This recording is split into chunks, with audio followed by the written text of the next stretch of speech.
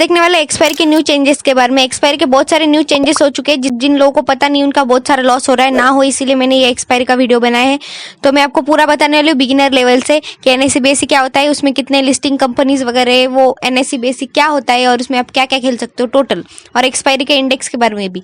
तो एक तरफ मैंने एनएससी ले लिया है और एक तरफ मैंने बीएससी ले लिया है। कई लोगों को पता भी होगा और कई बिगिनर्स लोगों को पता भी नहीं होगा, तो बता देती हूँ कि एनएससी बीएससी एक्चुअल में है क्या। तो एनएससी बीएससी जो है वो पूरे स्टॉक मार्केट को हैंडल करती है। जो एक मेन एक्सचेंजेस है, यानी दो है इसमें, जो है एनएससी और बीएससी, यानी एनएससी यानी नेशनल स्टॉक एक्सचेंज और बीएससी यानी बॉम्बे स्टॉक एक्सचेंज। ये दोनों जो है वो मुंबई में, ये दो एक्सचेंजेस है जो पूरे स्टॉक मार्केट को कंट्रोल करती है। तो एनएससी के बारे में आपको मैं बताती हूँ कि एनएससी जो है, एनएससी का फुल फॉर्म क्या है वो भी बताऊंगी। एनएससी जो है मेनली वो एक इंडेक्स है, आपने सुना भी होगा शायद, ये एक इंडेक्स है बीएससी की तरह, ये भी एक इंडेक्स है। और एनएससी जो है उसका फुल फॉर्म है नेशनल स्टॉक एक्सचेंज। आप नोट डाउन कर लो ताकि आपको ये याद रहे। तो इसके फुल फॉर्म्स नोट डाउन करते रहो, आपको रिवाइज करने में आसानी रहेगी। तो ये नेशनल स्टॉक एक्सचेंज है। और एनएससी में कितने लिस्टेड कंपनीज है, यानी कितने कंपनीज के अंदर है, उसके बारे में बताती हूँ। तो एनएससी की जो लिस्टेड कंपनीज है वो 2266 है और ये दिन ब दिन बढ़ते रहते हैं। तो आप अगर एनएससी में आपको खेलना है तो आप क्या क्या ले सकते हो, स्टॉक्स ले सकते हो जिसमें आप स्कैल्पिंग खेल सकते हो 5 मिनट के टाइम फ्रेम में, और स्विंग ट्रेड ले सकते हो 1 डे 1 वीक के चार्ट फ्रेम में। और इसमें स्टॉक्स में सिर्फ आप बाय और सेल ही कर सकते हो, यानी खरीदना और बेचने का काम रहता है। और फिर रहता है एफएनओ यानी क्या रहता है, फ्यूचर एंड ऑप्शन।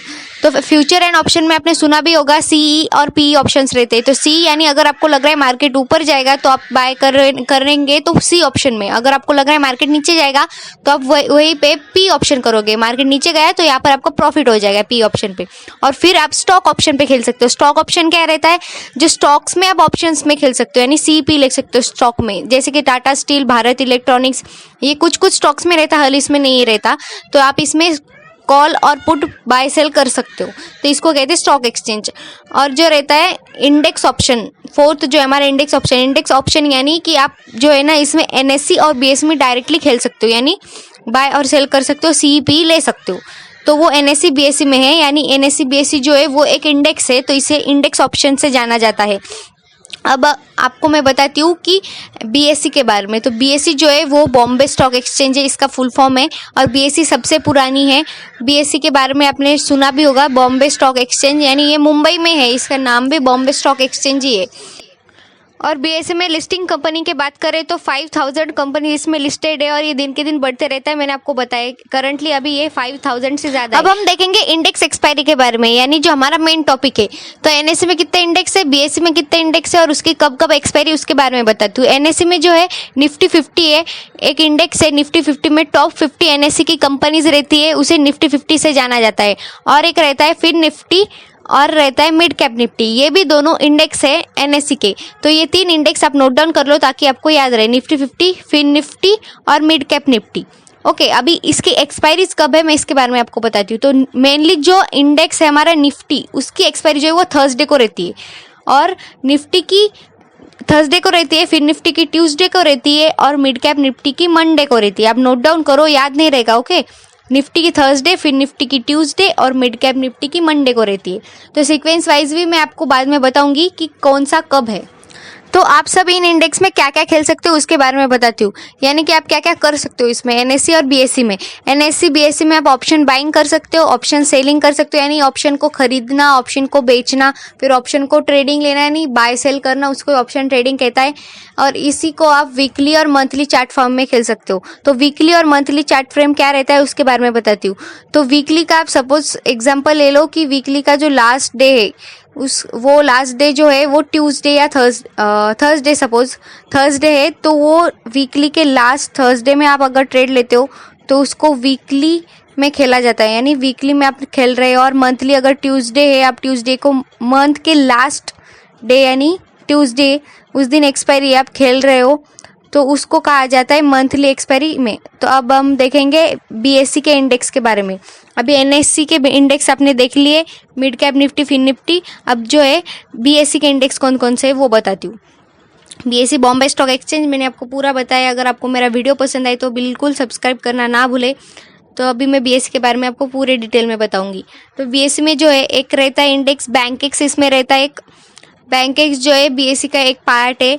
बैंकेक्स अभी और एक है जो है वो एक सेंसेक्स, बैंकेक्स और सेंसेक्स, ये दोनों जो है इंडेक्स है बीएससी के, यानी जो इसकी एक्सपायरी उस डे के बारे में भी बताती हूँ। बीएससी मेनली जो इंडेक्स है उसकी एक्सपायरी वेडनेसडे को रहती है, बैंकेक्स की मंडे को रहती है और सेंसेक्स की फ्राइडे को रहती है।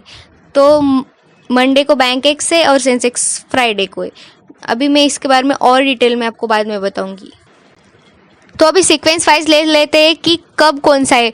तो मंडे को जो है वो मिड कैप निफ्टी है, मंडे को मिड कैप निफ्टी की एक्सपायरी होती है उस इंडेक्स की। फिर फिन निफ्टी को ट्यूसडे की होती है और बीएससी की वेडनेसडे को होती है, एनएससी की थर्सडे को होती है। यानी सीक्वेंस में ले रही हूँ, आप नोट डाउन कर लो कि आपको पूरा ध्यान में रहेगा। फिर मंडे को मिड कैप निफ्टी, ट्यूसडे को फिन निफ्टी, वेडनेसडे को बीएससी, थर्सडे को एनएससी और लास्ट सेंसेक्स जो है वो फ्राइडे को एक्सपायर होता है। ये जो है ना पूरा जो है पूरे दिन आपका डेली जो है एक्सपायरी चालू रहता है। तो मार्केट बहुत वॉलेटाइल रहता है इस टाइम पे। तो मार्केट अगर पूरे दिन डेली चालू रहेगा तो इसमें प्रॉब्लम आपको क्या होने वाली है, ज्यादातर प्रॉब्लम्स जो है वो बिगिनर्स को फेस करनी पड़ेगी, क्योंकि बिगिनर्स इसमें नए होते हैं, उनको एक्सपायरी के बारे में बहुत कम पता होता है। तो इसलिए मैंने ये वीडियो बनाई कि एक्सपायरी के कौन कौन से डे चेंज हो चुके हैं, डेली एक्सपायरीज होने वाली है। तो डेली एक्सपायर में आपको कैसे काम करना है उसके बारे में भी बाद में मैं सोल्यूशन बताऊंगी एक। तो एक्सपायर की वजह से आपको कौन से प्रॉब्लम फेस करने पड़ेंगे उसके देखेंगे। तो उसके वजह से आपको वॉलेटिलिटी मार्केट में बहुत दिखेगी, उसमें ट्रेड लेना बहुत मुश्किल हो जाएगा, क्योंकि हर दिन आपको किसी ना किसी एक्सपायरी के दिन किसी ना किसी स्टॉक्स या शेयर्स में, इंडेक्स में वॉलेटिलिटी देखेंगी, क्योंकि डेली एक्सपायरीज होने वाली किसी ना किसी की तो आएगी।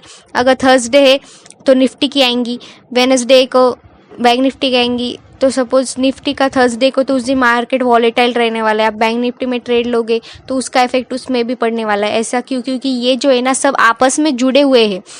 तो फिन निफ्टी है तो इसमें अगर हम टॉप 3 स्टॉक्स देखेंगे तो उसमें एचडीएफसी बैंक, आईसीआईसीआई बैंक और कोटक बैंक, ये 3 आते हैं फिन निफ्टी में। ये एक इंडेक्स है।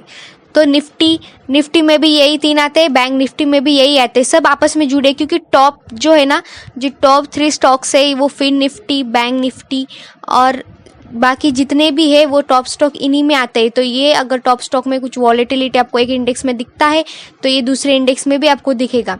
ऐसा रीज़न है क्योंकि जो है ना वॉलेटाइल मार्केट रहने वाला है।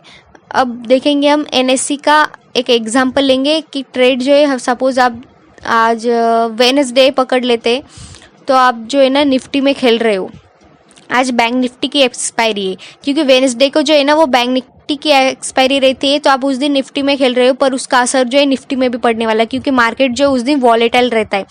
तो वॉलेटाइल होने की वजह से जो बैंक निफ्टी में टॉप स्टॉक्स है वो निफ्टी में भी है। अगर आपको प्रॉफिट कमाना है तो इसमें मैं आपको एक सॉल्यूशन बताती हूँ, आप खेलो स्टॉक्स ऑप्शन में। मैंने आपको बताया स्टॉक ऑप्शन क्या रहता है कि स्टॉक्स में ऑप्शन में लेना है आपको, स्टॉक्स जैसे कि बेल है, टाटा स्टील है और भी कई तरह के, उसमें वॉलेटिलिटी आपको कम दिखने को मिलेंगी, रिस्क कम रहता है और मेन बात इसमें स्ट्रैटेजी भी अच्छे से काम करने वाली है। तो आप जो है ना ज़्यादा से ज़्यादा स्टॉक ऑप्शन में खेलने का काम करो, जो बिगिनर्स है उनके लिए तो बहुत ही अच्छा है। और लॉट साइज जो है उसके बारे में मैं एक वीडियो बना दूंगी बाद में, जो चेंजेस आए। अगर आपको मेरा वीडियो पसंद आए तो जल्दी से जल्दी जाके सब्सक्राइब करो और ज़्यादा से ज़्यादा लोगों को शेयर करो। राधे राधे।